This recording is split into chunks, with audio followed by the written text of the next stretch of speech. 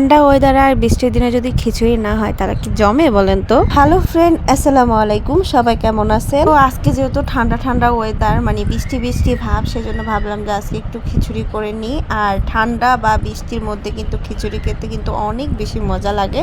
তো সেজন্য আমি এখানে খিচুড়ি রান্না করে নিচ্ছিলাম।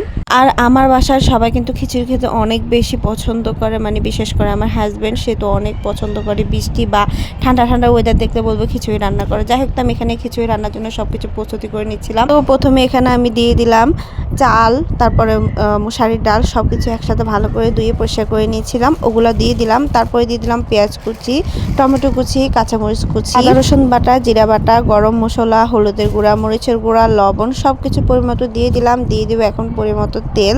তারপরে এই যে এখানে এই জিনিসটা হলো বুটের ডাল। বুটের ডাল আমি সব কিছু দিয়ে রান্না করে নিয়েছিলাম। তো আমি সব সময় চিকেন দিয়ে খিচুড়ি রান্না করি, কিন্তু আজকে চিকেন দিয়ে রান্না করে নিয়ে ভাবলাম যে নিরামিষ খিচুড়ি রান্না করি শুধু ডাল চালে।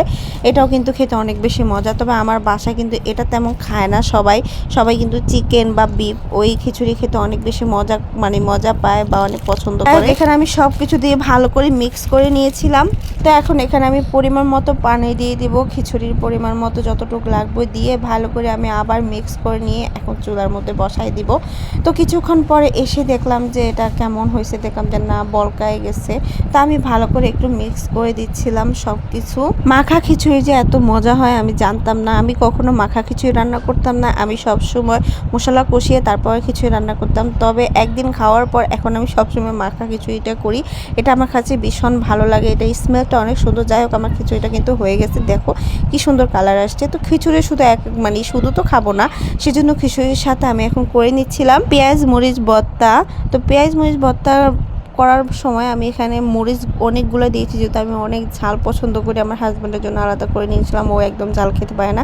যাই হোক, তো এখানে আমি অনেকগুলো মরিচ দিলাম। তারপরে পেঁয়াজগুলো সুন্দর করে কুচি কুচি করে কেটে নিয়েছিলাম। এগুলো একদম ভালো করে সুন্দর করে মেখে তারপরে এখানে একটু সরষের তেল দিয়ে সুন্দর করে এই যে দেখো হয়ে গেছে আমার পেঁয়াজ ভর্তাটা। এটা খেতে অনেক বেশি মজা ছিল। আজকে যেহেতু নিরামিষ খিচুড়ি ছিল, সেজন্য আমি ভাবলাম যে শুধু তার খিচুড়ি খাওয়া যাবে না পেঁয়াজ ভর্তা দিয়ে, সেজন্য এখানে একটা ডিম ভাজি করে নিলাম। তো ডিম আমার একটু ভালো লাগে না, আমাদের ডিম প্রত্যেক দিনে ভাজতে আমার ছেলে মেয়ে বা আমার হাজব্যান্ডের জন্য, কিন্তু আমি খাই না, আমার একটু ভালো লাগে না ডিম ভাজি খেতে বা ডিম সিদ্ধ, যেটা বলে আমি খাই না বা পছন্দ করি না। যাই হোক, তো এখানে আমি খাবারটাও বেড়ে নিচ্ছিলাম, যেহেতু অনেক বেশি ক্ষুধা লেগে গেছে। সাথে কিন্তু আলু ভর্তাও ছিল, তবে আমি আলু ভর্তাটা নিব না, কারণ আমার ভালো লাগে না, আর আলু ভর্তা ভিডিও সবসময় দিতেও ভালো লাগে না, সেজন্য আলু ভর্তা ভিডিওটা আমি নিই নাই। তো এখানে আমি খাবারটা বেড়েও নিচ্ছি সুন্দর করে। এই যে দেখো আমার বাড়া হয়ে গেছে।